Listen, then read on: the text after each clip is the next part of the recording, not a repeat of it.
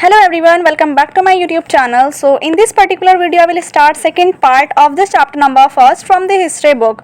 Chapter का हमारा title है ईंट, मनके तथा अस्थियां, जो कि हड़प्पा सभ्यता का हमारा चैप्टर है। हड़प्पा सभ्यता का हमने इस पार्ट 1 में काफ़ी चीज़ें आपको बता दी थी, लाइन बाय लाइन हम इसको समझ रहे हैं। एंड अब ये वाला जो पार्ट रहने वाला है ये सेकेंड पार्ट होगा। अगर कोई ऐसा है जिसने पार्ट 1 नहीं देखा है तो आप पहले पार्ट 1 देख के आए and then you can watch this video, जिससे आपको बहुत अच्छे से समझ आएगा chapter. And line by line पढ़ना से काफ़ी अच्छा हो जाता है, आपकी कोई पॉइंट मिस नहीं होगा, आपके बहुत अच्छे से नोट्स बनेंगे। सो आई होप आप सबने वैसे देख लिया होगा पार्ट 1, बट अब अभी अगर कोई बचा हुआ है तो आप पहले पार्ट 1 देख के फिर देखिएगा। तो चलिए स्टार्ट करते हैं। तो हमने पढ़ लिया था, ये सब कुछ हम पढ़ चुके थे, आरंभ वाला भी हमारा ये कंप्लीट हो गया था। अब हमें निर्वाह के तरीके, जो कि हमारा सेकंड टॉपिक है, इसको पढ़ना है। एंड ये वाली टेबल भी थोड़ा सा समझ लेंगे, क्या लिखा है इस टेबल में। तो ये सब चीज़ें अभी पढ़ना बाकी हैं। तो सेकेंड पार्ट में जितना आप आता है करते हैं। चलिए स्टार्ट। सबसे पहले इस टेबल को जान लेते हैं। वैसे इतना इंपॉर्टेंट कुछ खास दे नहीं रखा है इस टेबल में, बट फिर भी हम पढ़ लेते हैं। जब हम पूरा ही चैप्टर सही से कर रहे हैं तो किसी चीज़ को हम नहीं छोड़ सकते, कुछ भी एग्जाम पॉइंट ऑफ व्यू से इंपॉर्टेंट हो सकता है। और लाइन बाय लाइन पढ़ रहे हैं ताकि आपके 1 मार्क्स वाला जो MCQ क्वेश्चन है वो भी आप अच्छे से आसानी से सॉल्व कर सकें। तो चैप्टर सही से पढ़ा हुआ होगा तो आपका कोई भी क्वेश्चन नहीं मिस होगा। तो चलिए सबसे पहले हमारा जो टेबल में दे रखा है आरंभिक तथा विकसित हड़प्पा की संस्कृतियाँ। आरंभिक, एक तो हड़प्पा की संस्कृतियाँ हैं वो 2 तरह की होती हैं, एक आरंभिक होती हैं और एक होती है विकसित। आरंभ किसे कहते हैं? आरंभ मतलब स्टार्टिंग। आरंभिक यानी कि जो स्टार्टिंग वाली हड़प्पा की संस्कृतियाँ थी। संस्कृति मतलब कल्चर, हड़प्पा के जो लोग रहते थे, बेसिकली संस्कृति वो है जहाँ वो रहते थे। तो एक तो आरंभिक हड़प्पा की संस्कृति है बहुत शुरुआत वाली, और एक विकसित है जब बहुत ज़्यादा विकास हो जाता है लोगों का, लोग समझ जाते हैं हर चीज़ को, तो वो वाली संस्कृति अलग है और आरंभिक वाली अलग होती हैं। तो उसी के बारे में यहाँ कुछ लिखा है। सिंध और चोलिस्तान, ये दोनों जगह जो है ये पाकिस्तान के अंदर है, जो कि पहले हड़प्पा सभ्यता के स्थल माने जाते थे। सिंध और चोलिस्तान थार रेगिस्तान से लगा हुआ पाकिस्तान का रेगिस्तानी क्षेत्र है। ठीक है, ये लाइन आपको नहीं समझ आई है तो कोई प्रॉब्लम की बात नहीं है। सिंध और चोलिस्तान में बस्तियों की संख्या के संदर्भ में ये आंकड़े देखिए। यहाँ पर हमें ये आंकड़े दिखाएं। आंकड़े का मतलब है कुछ नंबर्स दिखाएं जिससे हमें ये पता लग सके कि जो हड़प्पा सभ्यता के 2 क्षेत्र हैं, एक सिंध है और एक चोलिस्तान है, उसका क्या आंकड़ा है, उसमें कितनी बस्तियाँ रहती थी, उसके क्या क्या नंबर ऑफ़ पीपल हैं, जो भी संख्या से संबंधित है। इसमें हमें नंबर्स के बारे में बेसिकली जानना है, इन 2 जगहों पे फोकस करते हुए, चोलिस्तान और सिंध। तो चलिए जानते हैं। ये वाली जो इधर का पोर्शन है ये सारा सिंध का है, एंड जो ये इधर का है ये सारा चोलिस्तान का है। यहाँ पर दे रखा है बस्तियों की कुल संख्या। तो बस्तियों की कुल संख्या सिंध की बात की जाए तो 106 है, चोलिस्तान की बात करें तो 239 है, यानी कि चोलिस्तान में ज़्यादा बस्तियों की जो टोटल बस्तियां हैं वो सिंध के मुकाबले में चोलिस्तान में कई ज़्यादा हैं। आरंभिक हड़प्पा के जो स्थल हैं, यानी कि आरंभिक शुरुआत वाले जो हड़प्पा के स्थल हैं वो सिंध में 52 हैं और चोलिस्तान में 37 हैं। नेक्स्ट जो विकसित हड़प्पा की संस्कृति स्थल हैं, जो भी जगह हैं विकसित वाले हड़प्पा के जहाँ लोगों का विकास हो गया था, तो वो सिंध में 65 है एंड वो चोलिस्तान में कितना है 136, चोलिस्तान में ज़्यादा है सिंध के मुकाबले में विकसित हड़प्पा वाले स्थल। नेक्स्ट नए स्थलों पर विकसित हड़प्पा की बस्तियां, यानी जो नए स्थल हैं विकसित हड़प्पा के स्थल हैं उस पर जो भी बस्तियां हैं हड़प्पा की, वो सिंध में 43 हैं एंड वो चोलिस्तान में 132 है। इसमें भी चोलिस्तान सिंध से आगे है आंकड़ों के नंबर में। और त्याग दिए गए आरंभिक हड़प्पा स्थल, इसमें जो है त्याग दिए गए, बेसिकली इसका मतलब है जो हड़प्पा के ऐसे स्थल हैं जहाँ लोग नहीं रहते या रहना पसंद नहीं करते, उन्होंने उन चीज़ों को त्याग दिया है। त्यागना मतलब बेसिकली बाइकआउट कर देना किसी चीज़ का। तो ऐसे कुछ हड़प्पा के स्थल हैं आरंभिक वाले, शुरुआत वाले, जिनको लोगों ने त्याग दिया। तो वो सिंध में तो हैं 29 एंड वो चोलिस्तान में है 33। तो ये हमने आंकड़े देखे जिसमें हमने पता लगा कि सिंध में हर चीज़ जो है वो कम आंकड़े हैं और चोलिस्तान में सिंध के मुकाबले में ज़्यादा हैं। जैसे कि पहले वाले में भी सिंध में ज़्यादा था और इसमें और इसमें, बस जो सेकंड वाला है उसमें थोड़ा सा अलग है कि सिंध जो है वो आगे है 52 है और चोलिस्तान में 37 है आरंभिक हड़प्पा के स्थल। बस आरंभिक हड़प्पा के स्थल सिंध में 52 हैं एंड चोलिस्तान में कम है। बल्कि और इसके अलावा इसमें और इसमें सब में चोलिस्तान आगे है आंकड़ों के नंबर में। अगर हम बात करें निर्वाह के तरीके, तो सबसे पहले आपको पता होना चाहिए कि निर्वाह क्या होता है और इसके क्या तरीके हैं। जब निर्वाह के बारे में पता होगा जब भी तो उसके तरीके जानेंगे। तो निर्वाह बेसिकली एक हमें गुजर बसर करने वाली चीज़ है, जिससे हम समझ सकते हैं जैसे कि हमारी ज़िंदगी को जीने के लिए हमें सबसे ज़्यादा इंपॉर्टेंट क्या होता है, अपना गुजारा करना। गुजारा हमारा किन चीज़ों से होता है, सबसे इंपॉर्टेंट हमें खाना चाहिए होता है। तो वो किस तरीके से हड़प्पा के लोग अपना गुजर बसर करते थे, कैसे जीवन जीते थे, किस तरह का अपना निर्वाह के उनके तरीके हैं, उसी के बारे में जानते हैं। तो निर्वाह के तरीके पढ़ने हैं। आपने सबसे पहले यहाँ पर लिखा हुआ है, आपने मानचित्र 1 और 2, मानचित्र मतलब मैप, फर्स्ट और सेकंड मैप में देखा होगा कि विकसित हड़प्पा की संस्कृति कुछ ऐसे स्थानों पर पनपी जहाँ पहले आरंभिक हड़प्पा संस्कृति अस्तित्व में आई। तो ये लाइन आपको बिल्कुल समझ नहीं आएगी जब तक आप मानचित्र 1 और मानचित्र 2 नहीं देखेंगे। तो हम मानचित्र 2 और मानचित्र 1 देख लेते हैं। यहाँ पर है ये वाला आपका मानचित्र 1, ये आपका मानचित्र 1 है और नीचे वाला आपका मानचित्र 2 है। मानचित्र 2 भी देखते हैं। ये है मानचित्र आपका सेकंड वाला। तो पहले सेकंड वाला देख लेते हैं। ये थोड़ा छोटा है, इसमें कम स्थल हैं। तो ये मानचित्र 2 है, इसमें आपको दे रखा है आरंभिक हड़प्पा की संस्कृति। ये लिखा है आरंभिक हड़प्पा की संस्कृति। यहाँ पर आरंभिक हड़प्पा की संस्कृति यानी कि स्टार्टिंग वाले जो हड़प्पा के क्षेत्र थे। कौन कौन से हड़प्पा के क्षेत्र, ये तो ब्लू वाला जो है ये अरब सागर का पार्ट है। एंड ऊपर मैप में दे रखा है ये सिंध, एक तो ये सिंध दे रखा है। सिंध के अलावा है दमसदात एंड कोट दीजी एक हड़प्पा का स्थल है। सिंध है, सिसवल है और आमरी नाल है। ये 4-5 ऐसी जगह जो आरंभिक शुरुआत की थी, जैसे कि सिंध भी हो गया, कोट दीजी भी हो गया। अब जैसे हमने यहाँ पर पढ़ा, अभी आपको वर्ड्स अजीब लग सकते हैं, कई वर्ड आपने पहली बार भी सुने होंगे, तो सबको ही लगता है जो भी पहली बार पढ़ता है, बट फिर जब आप पढ़ते रहेंगे तो आपको आदत हो जाएगी। और ये तो सबसे इम्पॉर्टेंट चीज़ है हड़प्पा की, इंडियन की जो सिविलाइजेशन जब हम पढ़ते हैं उसमें हड़प्पा सभ्यता के बारे में। तो अगर हम बात करें मानचित्र 1 की, तो यहाँ पर हमने कुछ महत्वपूर्ण स्थल देखने हैं, लेकिन ये बहुत ज़्यादा हैं। तो ये कौन से हैं? ये विकसित हड़प्पा के स्थल हैं, ये आपको पता होना चाहिए। विकसित, नीचे वाले जो मानचित्र 2 में थे वो आरंभिक थे, वो स्टार्टिंग के थे 2-4, लेकिन ये जो हैं ये विकसित वाले हैं, जहाँ पर लोगों का विकास हो गया था, जहाँ लोग रहते थे। तो वो कौन कौन से? सबसे पहले यहाँ पर आपको दिख रहा होगा, ये है हड़प्पा, सबसे इम्पोर्टेंट हड़प्पा का स्थल हड़प्पा। तो हड़प्पा का स्थल एक तो ये है हड़प्पा नाम से, एक है मोहनजोदाड़ो, सबसे इम्पोर्टेंट ये है, इस पर रेड पेन से लगाया इसलिए। अब हम देखते हैं हड़प्पा मोहनजोदड़ो में आपको इम्पोर्टेंट के नाम बता देती हूँ। ये रावी नदी के किनारे है हड़प्पा। यहाँ पर कोने में गंगा नदी और यमुना नदी आती है। एक हड़प्पा का स्थल है कोट दीजी और एक है सिंध। ये दोनों ऐसे स्थल हैं जो आपने देखे होंगे मानचित्र 2 में भी, यानी कि जो मानचित्र 2 देखा हमने अभी इससे पहले, उसमें आरंभिक हड़प्पा के स्थल थे और वही हड़प्पा के स्थल इसमें भी हैं। कौन कौन से? एक सिंध वाला और एक कोट दीजी वाला, ये दोनों नीचे भी थे और ऊपर भी हैं, आरंभिक में भी और हड़प्पा उसमें हड़प्पा के विकसित वालों में भी। एक हड़प्पा का स्थल है ये वाला चहुंदड़ो, एक है आमरी बालाकोट, एक है ये कोने में सुत का गेंडोर, एक है चंबल, एक है यहाँ राखी गढ़ी और ये है चेनाब और झेलम नदियाँ, और ये है कालीबंगा। कालीबंगा के ऊपर है आ जाता है बनावली, और सबसे ऊपर बात करें तो यहाँ मांडा आ जाता है। मांडा भी एक हड़प्पा का स्थल है। उसके बाद नीचे की तरफ बात करें तो यहाँ धौलावीरा इम्पोर्टेंट आ जाता है, और ये नागेश्वर इम्पोर्टेंट है, और ये लोथल भी इम्पोर्टेंट है।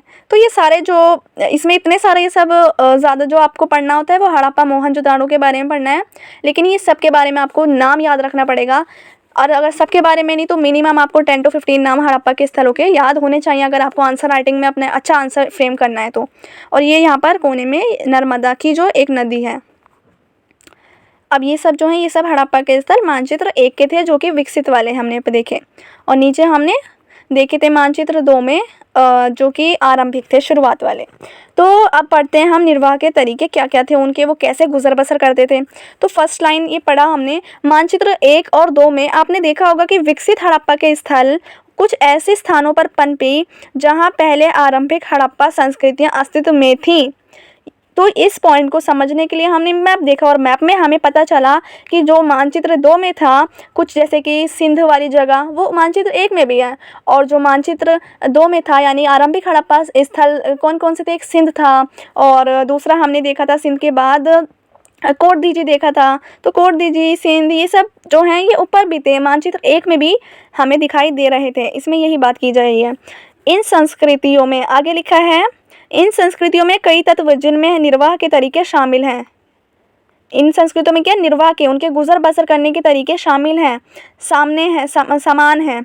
हड़प्पा सभ्यता के निवासी कई प्रकार, निवासी मतलब जो हड़प्पा सभ्यता में रहता है, निवास करता है। तो जो हड़प्पा सभ्यता में लोग रहते थे वहाँ पर कई प्रकार के पेड़ पौधे थे, और पेड़ पौधों से जो प्राप्त उत्पाद है और जानवरों, जिस जानवर मिलते हैं वहाँ पर, तो वो लोग उसी से अपना भोजन करते थे। जानवरों में जिनमें मछली शामिल है, वो लोग मछली खाते थे और कई प्रकार के पेड़ पौधों के उत्पाद खाते थे और उस प्रकार से अपना वो भोजन करते थे। अब अगर अनाज की बात की जाए तो अनाज में देखते जले अनाज के दाने, जले हुए अनाज के, ये क्वेश्चन बनता है एमसीक्यू में भी आ सकता है जले। और ये पूरा क्वेश्चन ऐसे बन जाता है कि अगर लॉन्ग आंसर में या शॉर्ट में बनेगा कि हड़प्पा के लोग अपना निर्वाह के तरीके क्या थे, या वो खाना पीना अपना कैसे करते थे, भोजन किस प्रकार से करते थे, या उनके यहाँ अनाज किस प्रकार होते थे। तो इस तरह से आपसे क्वेश्चन पूछ सकते हैं, तो ये आपको पता होना चाहिए। तो ध्यान से देखिए, जले अनाज के जो दाने हैं तथा बीजों की खोज से पुरातात्विक आहार संबंधी आदतों के विषय में जानकारी प्राप्त करने में सफल हो पाए हैं।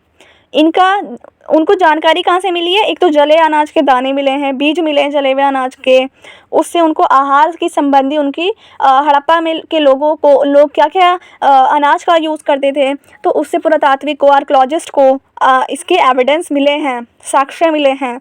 इनका अध्ययन पूरा वनस्पतिक करते हैं। इनका अध्ययन कौन करता है, वनस्पतिक, यानी कि जो पूरा वनस्पतिक होता है वही अनाजों का या फिर और चीज़ों, खाने पीने की चीज़ों का, पेड़ पौधों का अध्ययन करता है। जो प्राचीन वनस्पति के अध्ययन, यानी कि जो पुरानी वनस्पति के अध्ययन होता है उसके विशेषज्ञ होते हैं। पुरानी वनस्पति के अध्ययन यानी कि वो उनकी काफ़ी इन्फॉर्मेशन रखते हैं, और वही ऐसे लोग होते हैं, आर्कियोलॉजिस्ट होते हैं, जो वनस्पति के बारे में जानकारी इकट्ठा करते हैं, एविडेंस को निकालते हैं। हड़प्पा स्थलों से मिले अनाज के दाने हैं, कई अनाज के दाने हड़प्पा स्थलों से मिले हैं, जो कि ये वाले विशेषज्ञ जो होते हैं वो निकालते हैं, वनस्पति के विशेषज्ञ पूरा वनस्पतिक निकालते हैं। तो कौन कौन से अनाज के दाने मिले, एक तो मिला है गेहूँ, सबसे पहले कौन सा अनाज का दाना है, गेहूँ मिला है, जौ मिला है, दाल के हमें एविडेंस मिलते हैं, सफ़ेद चना मिलता है और तिल शामिल हैं। तो ये सारे जो हैं इसमें से मिले गेहूँ, जौ, दाल, सफ़ेद चना और तिल। और अगर हम बात करें नेक्स्ट, तो बाजरे के दाने भी प्राप्त होते हैं, गुजरात के स्थलों से प्राप्त हुए हैं। अब क्वेश्चन आ जाता है कि बाजरे के दाने किस स्थल से प्राप्त हुए हैं, तो आपको पता होना चाहिए कि गुजरात के स्थलों से बाजरे के दाने। और चावल के दाने हमें अपेक्षाकृत कम प्राप्त हुए हैं, यानी कि चावल के दाने जो हैं वो कम पाए गए हैं, बाजरे के दाने ज़्यादा मिलते हैं। हड़प्पा स्थलों से, नीचे पैराग्राफ में देखिए, हड़प्पा स्थलों से मिली जानवरों की हड्डियाँ मिली हैं हड़प्पा की स्थलों से, क्षेत्रों से। कौन कौन से, जैसे कि मवेशियों की, भेड़ की, बकरी की हड्डियाँ, भैंस की तथा सूअर की हड्डियाँ इन सब में शामिल हैं। इन सभी जानवरों की हड्डियाँ मिलती हैं, भेड़, बकरी, भैंस, सूअर, हड़, इन सब की मवेशियों की हड्डियाँ। पुरा वनस्पतिज्ञों अथवा पुरातात्विदों द्वारा किए गए अध्ययन, ये दोनों लोग जो हैं ये अध्ययन करते हैं हमारे हिस्ट्री के बारे में। ये प्राणी विज्ञानियों यानी कि जो प्राणी का विज्ञानी होता है, प्राणी के बारे में खोजता है, और ये है पुरातात्विक जो कि जीव का होता है, यानी कि जीव के बारे में जानता है। इन दोनों की जो अध्ययन से हमें संकेत मिलते हैं, हमें इन्फॉर्मेशन मिलती है कि ये सभी जानवर पालतू थे। भैंस, बकरी जो भी हमें हड़प्पा के जानवरों की हड्डियाँ मिलती हैं, तो वो लोग हमें एविडेंस निकाल के, आर्कियोलॉजिस्ट हमें ये बताते हैं कि ये सब जानवर वहाँ पर पालतू होते थे। जंगली प्रजातियों जैसे कि वाराह, यानी कि जंगली प्रजातियां भी वहाँ पर पाई जाती हैं। जंगली प्रजातियां जैसे कि वारा, सुअर, हिरण तथा घड़ियाल की हड्डियाँ, ये सब हमें हड्डियाँ मिलती हैं जो कि जंगली जानवर होते थे। हम ये नहीं जान पाए हैं कि हड़प्पा निवासी खुद ही स्वयं या इन जानवरों का शिकार करते थे अथवा अन्य आखेटक समुदाय से इनका मांस प्राप्त करते थे। मछली तथा पक्षियों की हड्डियाँ भी मिली हैं। किस किस की, मछली की और मछली की हड्डियाँ भी मिली हैं और पक्षियों की हड्डियाँ भी मिली हैं। और इन लाइन में क्या कहा गया है कि आपको समझ आया? इन लाइन में क्या कहा गया है? इस लाइन में हमें ये बताया है कि जो हड़प्पा के निवासी, जो हड़प्पा में लोग रहते थे, वो खुद इन सब का शिकार करते थे, जानवरों का शिकार करके खुद खाते थे। खाते तो खुद थे, लेकिन क्या जानवरों का शिकार वो खुद करते थे या फिर किसी और समुदाय से करवाते थे? तो इसकी अभी हमें जानकारी नहीं मिलती, कोई इसका एविडेंस नहीं मिलता कि वो खुद करते थे या फिर किसी और से शिकार करवाया करते थे। तो ये एक हम कह सकते हैं रहस्य है, अभी नहीं पता चल पाया है। 2.1 की बात करें तो यहाँ है कृषि प्रौद्योगिकी। कृषि यानी कि खेती बाड़ी किस तरह से होती थी हड़प्पा में, तो कृषि प्रौद्योगिकी 2.1 है, इसके बारे में जानकारी इसमें दे रखी है, पैराग्राफ में पढ़ते हैं। हालांकि अनाज के दानों से कृषि के संकेत मिलते हैं। हड़प्पा में हमें अनाज के दानों से कृषि के संकेत मिल जाते हैं कि अनाज के दाने मिले हैं, इट मीन्स वहाँ पर कृषि होती थी, खेती की जाती थी। पर वास्तविक कृषि विधियों के विषय में स्पष्ट जानकारी मिलना कठिन है। यानी कि अगर रियलिटी हम वास्तविक कृषि की जो विधि होती है उसके विषय में कोई हमें जानकारी नहीं मिलती है। अनाज के दाने तो मिलते हैं, लेकिन जो कृषि की विधि है उसके बारे में हमें स्पष्ट जानकारी नहीं मिलती। क्या जुते हुए खेतों में बीजों का छिड़काव किया जाता था? अब ये भी एक क्वेश्चन निकलता है कि हड़प्पा से ना जुते हुए खेत मिलते हैं, जैसे कि जो खेत जुतवाते हैं, खेत को जोता जाता है, तो ऐसे हमें कई एविडेंस मिले हैं जुते हुए खेत के। तो अब ये क्वेश्चन निकाला है इसमें कि क्या जुते हुए खेतों में बीजों का छिड़काव किया जाता था, क्या उसमें बीज डाले जाते थे? और एक और जैसे आगे लिखा है, मोहरों पर किए गए रेखांकन तथा मित्र मूर्तियाँ ये इंगित करती हैं कि वृषभ के विषय में जानकारी थी, और इस आधार पर पुरातत्वविद ये मानते हैं कि खेत जोतने के लिए बैलों का प्रयोग किया जाता था। देखो, हमें हड़प्पा से एक मोहर मिलती है, वहाँ पर ना सबसे इंपॉर्टेंट चीज़ वहाँ की मोहरें हैं। और अगर आपने हड़प्पा की मोहर देखी होगी तो आपको एक मोहर पर एक जानवर मिलता है। वो कौन सा जानवर है पता है? वो जानवर है वृषभ, उसको वृषभ कहा जाता है। मैं आपको अभी दिखाती हूँ, यह है वृषभ, पक्की मिट्टी से बना हुआ वृषभ। ये मिट्टी से बना हुआ होता था, इस प्रकार से आप देख सकते हैं। इसका वो है, ये एक जानवर है वहाँ का वृषभ। तो ये पक्की ईंट से बना, और ये मोहरों पर इसके हमें मतलब चित्र मिलते हैं, मोहरों पर बना हुआ, मोहरों पर छपा हुआ। तो इससे हम ये जानकारी पता कर सकते हैं कि जो हड़प्पा के लोग थे वो खेत जोतने के लिए अपना किस चीज़ का, जैसे जुते हुए खेत के साक्ष्य मिले हैं तो उसमें हमें पता लग सकता है कि जो ये वृषभ है यही इसका यूज़ किया जाता था खेत को जोतने के लिए। साथ ही चोलिस्तान एक ऐसी जगह है हड़प्पा की जहाँ पर हम कह सकते हैं कई तरीके से क्राफ्ट वर्क किया जाता था। साथ ही चोलिस्तान के कई स्थलों, और बनावली आ जाता है हरियाणा के अंदर, बनावली हरियाणा के अंदर है, और चोलिस्तान की बात की गई है, से मिट्टी के बने हल के प्रतिरूप मिलते हैं। अब एक क्वेश्चन आता है कि मिट्टी से एक हल का प्रतिरूप मिलता है, एक मिट्टी से बना हुआ हल मिलता है, तो वो कहाँ पर मिलता है? तो आपको बताना है कि वहाँ चोलिस्तान से भी और बनावली से भी। बनावली कहाँ है? हरियाणा में। इसके अलावा अगर बात करें इसके अतिरिक्त पुरातत्वविदों को कालीबंगन है राजस्थान में। कालीबंगन एक हड़प्पा का नामक स्थान है, वहाँ पर जुते हुए खेत का साक्ष्य मिला है। अब जुते हुए खेत के साक्ष्य कहाँ मिलते हैं? एक कालीबंगन राजस्थान है, जो राजस्थान में कालीबंगन है वहाँ मिलते हैं, जो आरंभिक हड़प्पा स्तरों से संबंधित है। इस आरंभिक यानी कि जो कालीबंगन है वो कहाँ पर है? आरंभिक हड़प्पा का स्थल है, जो कि मानचित्र 1 में हमने देखा था, आरंभिक वाला है कालीबंगन राजस्थान के अंदर। इस खेत में हल रेखाओं के दो समूह एक दूसरे को समकोण पर काटते हुए विद्यमान थे। यानी कि हमें ऐसा एक हम पिक्चर के से पता लगा सकते हैं, एक ऐसा ये खेत है जो पर हमें मिलता है जुता हुआ खेत राजस्थान के कालीबंगन से, जो कि एक आरंभिक हड़प्पा का यानी कि शुरुआत का है। अब इस क्षेत्र में जुता हुआ तो खेत, हमें ये एविडेंस हमें इसका मिल गया, लेकिन पता इसका एक और स्पेशल चीज़ मिलती है, वो क्या है वो हम यहाँ पर देखते हैं।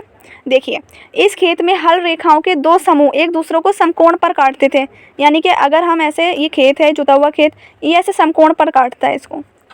समकोण यानी कि ये बीच में, ये जो मिडल में यहाँ पर पॉइंट आ गया, ये 90 डिग्री का एंगल बन रहा है। तो इस तरीके से वहाँ पर जुते हुए खेत के एविडेंस मिलते हैं।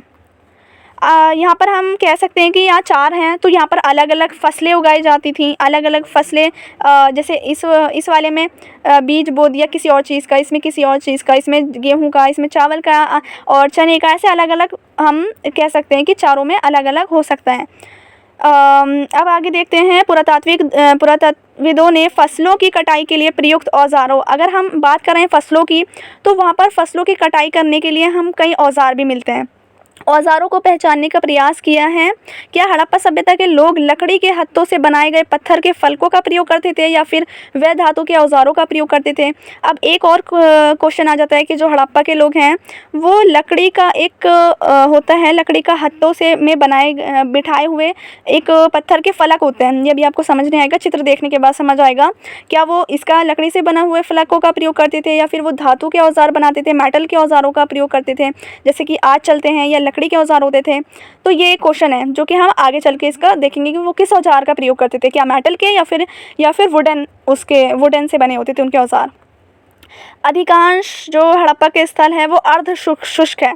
अर्ध शुष्क होता है यानी कि जो अर्ध शुष्क हम कहते हैं आधा जो होता है, आधा सूखा हुआ, उस क्षेत्रों में स्थित थे ज़्यादातर हड़प्पा के स्थल। एक एमसीक्यू आया था क्वेश्चन पेपर में जिसमें पूछा था क्या अधिकांश हड़प्पा के, अधिकांश मतलब मैक्सिमम, ज़्यादा से ज़्यादा जो हड़प्पा के स्थल है वो किस क्षेत्रों में है। क्वेश्चन में लिखा हुआ था, आंसर थे उसके ऑप्शन थे एमसीक्यू कि शुष्क में या फिर अर्ध शुष्क, इस तरीके के क्वेश्चन थे। तो किसी ने शुष्क पे लगा रखा था, बट यहाँ पर इम्पॉर्टेंट है कि आपको अर्ध शुष्क पे लगाना है जहाँ संभवतः कृषि के लिए सिंचाई की आवश्यकता पड़ती होगी। अर्धशुष्कता यानी कि बहुत ज़्यादा मतलब सूखा मत मान सकते हैं हम, तो वहाँ पर सिंचाई के लिए हमें क्या कृषि की आवश्यकता पड़ती है। कृषि में जब हम सिंचाई करते हैं तो सिंचाई की ज़रूरत तो पड़ती है। अफ़गानिस्तान में शेतुगई नामक हड़प्पा स्थल से नहरों के कुछ अवशेष मिले हैं। अगर हमें कृषि में सिंचाई करनी है तो पानी की ज़रूरत मिलेगी। अब पानी कहाँ से आता था ये भी एक पॉइंट है, तो इसको भी जानते हैं। अफ़गानिस्तान में शेतुगई है, अफ़गानिस्तान में एक जगह है शेतुगई, शेतुगई भी एक हड़प्पा का स्थल है जो कि अफ़गानिस्तान में है। उसमें हमें क्या मिलते हैं शेतुगई में, नहरों के कुछ अवशेष, यानी कि नहरों के अवशेष एविडेंस प्राप्त होते हैं शेतुगई से, परंतु पंजाब और सिंध में नहीं। लेकिन पंजाब में, सिंध में हमें कोई नहरों के अवशेष प्राप्त नहीं होते, लेकिन कहाँ होते हैं, अफ़गानिस्तान का शेतुगई जगह में। ऐसा संभव है कि प्राचीन नहरें बहुत पहले ही गाद से भर गई थी। ये हो सकता है, यानी कि अनुमान लगाते हैं आर्कियोलॉजिस्ट कि हाँ ऐसा भी हो सकता है कि बहुत पुरानी नहरें हो गई थी तो वो गाद से भर गई होंगी। तो यहाँ पर ऐसा संभव हो सकता है कि कुओं, यहाँ की कुओं से जो प्राप्त, कुओं के अंदर जो पानी प्राप्त हुआ है वो प्रयोग सिंचाई के लिए किया जाता हो। सिंचाई के लिए पानी चाहिए, अगर कृषि करते हैं तो सिंचाई वहाँ पर इम्पॉर्टेंट है, और सिंचाई करना है तो पानी चाहिए। और पानी कहाँ से आ सकता है, हो सकता है कि इट वुड बी पॉसिबल कि जो सिंचाई का पानी है वो कुओं से लिया जाता हो, क्योंकि हमें कई प्रकार के बहुत सारे हड़प्पा में कुएँ देखने को मिलते हैं। तो ऐसा संभव है, ये अनुमान लगाया जाता है आर्कियोलॉजिस्ट द्वारा। इसके अतिरिक्त, इसके अलावा बात करें तो धौलावीरा जो कि गुजरात में है, धौलावीरा जो कि हड़प्पा का ही एक क्षेत्र है, धौलावीरा गुजरात में। इसमें क्या मिलता है, उसमें मिले जलाशय मिलते हैं जिसमें जल होता है, पानी होता है, उसका प्रयोग संभवतः कृषि के लिए जल संचय हेतु किया जाता था। तो यहाँ पर 3 अनुमान लगाए आर्कियोलॉजिस्ट ने, उनको एग्जैक्ट नहीं पता तो उन्होंने 3 अनुमान, एक क्या लगाया है, एक अनुमान लगाया कि यहाँ से देखते हैं क्या क्या अनुमान लगाए। एक तो आर्कियोलॉजिस्ट ने ये अनुमान लगाया है कि ऐसा संभव है कि प्राचीन नहरें, बहुत पुरानी जो नहरें थी वो गाद से भर गई थी, ठीक है, गाद से भर गई थी तो नहरों से नहीं हो पा रहा था सिंचाई का। तो ये भी संभव हो सकता है कि बहुत सारे हड़प्पा में कुएं का जो पानी है उससे सिंचाई की जाती हो, कुएं के पानी से। या फिर ऐसा, इसके अलावा ऐसा भी संभव हो सकता है कि जो जलाशय मिले हैं हमें, कई प्रकार के जलाशयों के हमें मिले हैं। कहाँ से मिले, धौलावीरा से मिले जो कि गुजरात में एक हड़प्पा का स्थल है। तो उससे जलाशयों से कृषि के लिए पानी लिया जाता हो, तो ऐसा भी संभव है। तो ये तीनों एकदम करेक्ट स्टेटमेंट नहीं कह सकते, लेकिन संभव हो सकता है। तो यहाँ पर हम अपना पार्ट कंप्लीट करते हैं, सेकंड पार्ट। नेक्स्ट पार्ट में हम इस स्रोत 1 का ये थोड़ा सा इसके बारे में जानेंगे और यहीं से कंटिन्यू करेंगे। ये है धातु के औजार जो कि हड़प्पा में चलते थे, धातु के औजार, चित्र 1.4 में ये है धातु का औजार। ये है इस तरीके से वहाँ पर धातु के औजार होते थे हड़प्पा के क्षेत्र में, वो कृषि के लिए इसका प्रयोग कर सकते थे, धातु के यानी कि मेटल के जो होते थे। और लकड़ी का एक फलक भी मिलता है, उसको भी हम देखेंगे वो कैसा होता है। आई होप आपको वीडियो अच्छी लगी हो, एंड अगर वीडियो अच्छी लगी तो प्लीज़ शेयर कर दें, एंड चैनल को सब्सक्राइब करना ना भूलें, एंड इसके साथ नोट भी बनाते रहें अपने इंपॉर्टेंट पॉइंट। जैसे अगर आप किसी की प्रॉपर नोट्स वाली वीडियो देखते हैं तो आपको हो सकता है आप कोई पॉइंट मिस कर दें, इसलिए हमें लाइन बाय लाइन देखना काफ़ी ज़रूरी है। सो वीडियो को यहीं ख़त्म करते हैं। Thanks for watching video, take care.